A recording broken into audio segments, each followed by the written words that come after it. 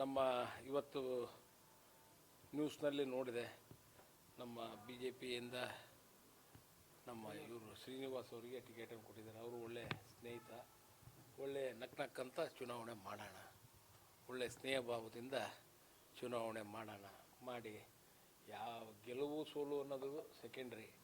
ಒಳ್ಳೆ ದಾವಣಗೆರೆ ಜನತೆಗೆ ಒಳ್ಳೆ ಒಂದು ಅಭಿವೃದ್ಧಿ ಕಾರ್ಯಗಳ ಜೊತೆಗೆ ಒಳ್ಳೆ ಸ್ನೇಹ ಪ್ರೇಮ ವಿಶ್ವಾಸದಿಂದ, ಪ್ರೀತಿ ವಿಶ್ವಾಸದಿಂದ ಇದ್ದು ನಮ್ಮ ಯಾರ ಅಭ್ಯರ್ಥಿ ಆದ್ರೂ ನಮ್ಮ ಅಭ್ಯರ್ಥಿನ ಗೆಲ್ಲಿಸುವಂಥ ಪ್ರಯತ್ನವನ್ನು ಮಾಡ್ತೀವಿ. ಯತ್ನಾಳ್ ಅವರು ಒಂದು ಹೊಸ ಬಂಬ್ ಹಾಕಿದ್ದಾರೆ ಸರ್. ಏನಂತ? ಸಮರ್ಥ ಅವರು ಬಿಜೆಪಿಯಿಂದ ಟಿಕೆಟ್ ಪಡೆದ್ರು ಏನು ಆಶ್ಚರ್ಯ ಇಲ್ಲ ಕೊನೆಗಾಲದಲ್ಲಿ. ಅವ್ರನ್ನೇ ಕೇಳ್ಬೇಕು, ಈಗ ಅವ್ರನ್ನೇ ಕೇಳ್ಬೇಕು. ಇನ್ನು ಮದುವೆ ಆಗಿಲ್ಲಲ್ಲ, ಅದಕ್ಕೆ ಹಂಗೆ ಹೇಳಿರ್ಬೇಕು. ಅಲ್ಲ, ಸುಳ್ಳು ಚುನಾವಣೆ ಮಾಡ್ತಾ ಇದೆ. ಸುಳ್ಳು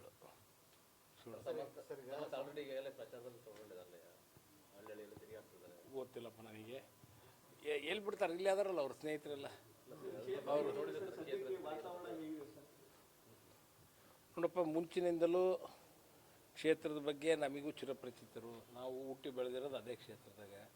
ಎಲ್ಲ ಸಮಾಜದವರು ಜೊತೆಗೆ ಮಿಲನ ಆಗಿ ಎಲ್ಲ ಸಮಾಜದವ್ರ ಜೊತೆಗೆ ಒಡನಾಟ ಇತ್ತು.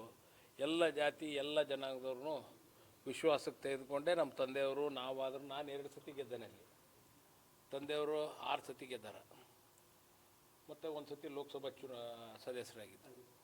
ಆ ನಿಟ್ಟಿನಲ್ಲಿ 2008ರಲ್ಲಿ ಬೈಫರ್ಗೇಷನ್ ಆದಾಗ ನಾನು ನಾರ್ತಿಗೆ ಬಂದೆ, ಅವರು ಸೌತಿಗೆ ಇದಾದರು. ಈಗ ಉದಾಹರಣೆಪ್ಪ, ಈಗ ನೀವು ಇವ್ರನ್ನ ಕೇಳಿದ್ರಿ, ಯಾರಿಗೆ? BJP ಯತ್ನಾಳು ನಾನು ಸ್ನೇಹಿತರು ಬಿಡ ಒಂದೇನು ಅಂದೆ ಅಂದ್ರೆ ಹಂಗೆ ಅಂದಿದ್ದು ಕೂಡ ಏಕವಚನ ಅನ್ನೋದು. ಈಗ ದಾವಣಗೆರೆ ಭಾಷೆನೇ ಹಂಗೈತಪ್ಪ, ಜವಾರಿ ಭಾಷೆ ಐತಿ. ಈಗ ಪಾಪ ಮೊನ್ನೆ ದಿವಸ ನನಗೂ ಮದುವೆ ಕರೆದ್ರು, ಯಾರು? ಯತ್ನಾಳೆ. ಅದು ಬೇರೆ, ಪಾರ್ಟಿ ವಿಚಾರ ಬೇರೆ. ಸರ್, ಒಂದು ವಿಚಾರ